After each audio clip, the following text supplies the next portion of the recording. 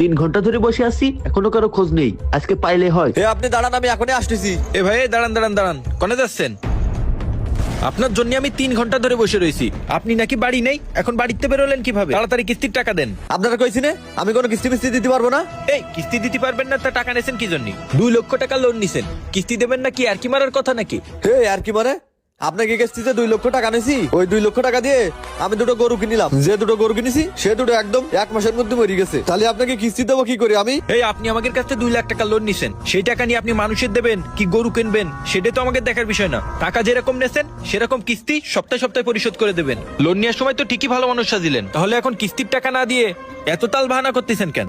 আরে ভাই আমি কইছি না আপনার কিস্তি টাকা নিয়ে আমার গরু কিনে গরু মরে গেছে, আমি কোনো টাকা পয়সা দিতে পারবো না। এই মিয়া, এই কোনে যাচ্ছেন? আগে কিস্তির টাকা দিয়ে যান। এই মিয়া একবার কথা বলে আপনি বোঝেন না, আমি কোনো টাকা দিতে পারবো না। টাকা আদায় কিভাবে করতে হয় এটা আমি ভালোভাবে জানি। যখন আইনির আশ্রয় নিবানে পুলিশই ধরে নিয়ে যাবেন তখন ঠিকই টাকা দেবেন। কি এত বড় কথা, হুমকি দিচ্ছেন আমাকে?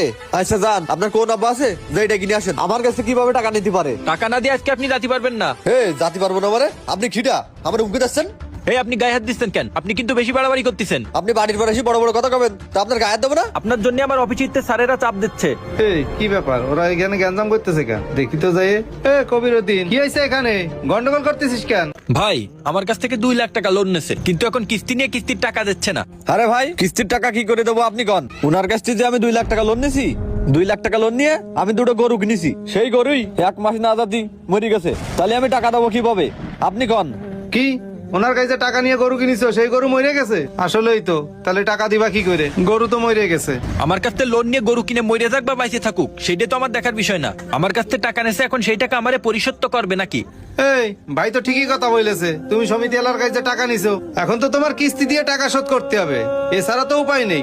না শোধ করতে পারলে ওরা তো আইনের আশ্রয় নেবে, তখন তো তুমি বিপদে পড়ে যাবা। আমি যে এতগুলো টাকা দিয়ে গরু কিনেছি, তা আমার তো গরু মরে গেছে, তাহলে আমি কিস্তি দেবো কি করে? ওই মিয়া, লোভ করে 2 লাখ টাকা লোন নিতে গেছো কেন? 20,000 টাকা লোন নিতে একটা দুইটা ছাগল কিনে আস্তে আস্তে টাকা পরিশোধ করতে পারতে তো। তা না করে তুমি 2 লাখ টাকা লোন নিতে গেছো। তোমাদের মতো মানুষ লোভে পড়ে মোটা অঙ্কের লোন নেয়, টাকা পাওয়ার পরে কিস্তি না দিয়ে ধানাই ফানাই করে, এটা তোমাদের স্বভাব হয়ে গেছে। ভাই আমি তো এত টাকা লোন নিয়ে অনেক বড় ভুল কাজ করে ফেলাইছি। আমি তো জানতাম না এত টাকা নিয়ে গরু কিনলি আমার গরু 2টো মরে যাবে। এখন ভাই বুঝতে পারছি, আমি আগে জানলে এত টাকা লোন নিতাম না। দরকার হলে 10-20 হাজার টাকা নিতাম। 10-20 হাজার টাকা নিলেও আমার এত বড় ক্ষতি হইতো না। 2 লাখ টাকার বাড়ি খাইয়ে আমি এখন পুরো শেষ। ভাই ভাই আপনি একটু সমিতি আলাদা লোকের বলেন আমারে কয়টা দিন সময় দিতে, আমি আস্তে আস্তে সব টাকা শোধ করে দিবানে। ও তো অনেক বড় বিপদে পড়ছে, ওরে একটু সময় দেন। ঠিক আছে, আস্তে আস্তে শোধ করে দেবেন আপনার টাকা। আচ্ছা ভাই ঠিক আছে, আপনি যেহেতু করছেন আমি উনারে